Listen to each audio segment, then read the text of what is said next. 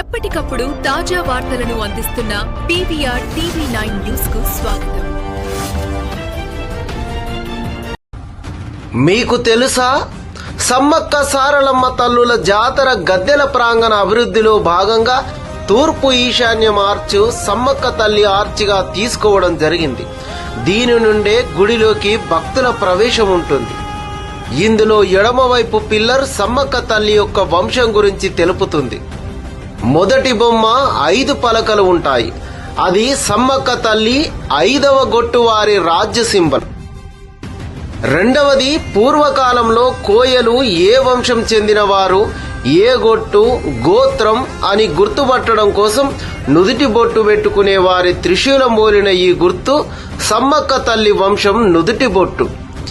మూడవ సింబల్ 5 నిలువు గీతలు. సమ్మక్క తల్లి 5వ గొట్టు వంశమని తెలుపుతుంది.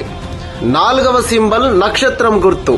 సమ్మక్క తల్లి నక్షత్ర రూపంలో ఉంటుంది ఆకాశంలో అని భావిస్తారు కోయలు.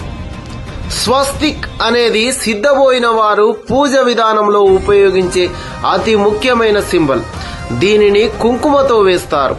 దాని అర్థం భూమి తన చుట్టూ తాను కుడి నుండి ఎడమకు తిరుగుతుంది. 9 గ్రహాలు కూడా కుడి నుండి ఎడమకు తిరుగుతాయి. సముద్రంలో గాని నీటిలో గాని సుడిగుండం కుడి నుండి ఎడమకు తిరుగుతుంది. సుడిగాలి కుడి నుండి ఎడమకు తిరుగుతుంది. వృక్షాల తీగలు కుడి నుండి ఎడమకు తిరుగుతాయి. ఇలా ప్రకృతి సిద్ధాంతంలో ప్రతి కదలిక కుడి నుండి ఎడమకు ఉంటుంది. కాబట్టి ప్రకృతిని దైవంగా ఆరాధించే సింబల్గా స్వస్తిక్ని దైవంగా కొలుస్తారు. ఇది బయటి సమాజం ఎడమ నుండి కుడికి వాడే సాధారణ స్వస్తిక్ కాదు.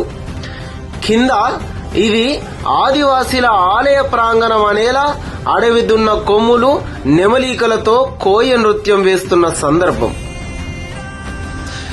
ఇలా ప్రతి పిల్లర్కి ఒక చరిత్ర ఉంది. తెలంగాణ ప్రభుత్వం మేడారం మందిర నిర్మాణాన్ని ఎంతో ప్రతిష్టాత్మకంగా నిర్మిస్తుంది.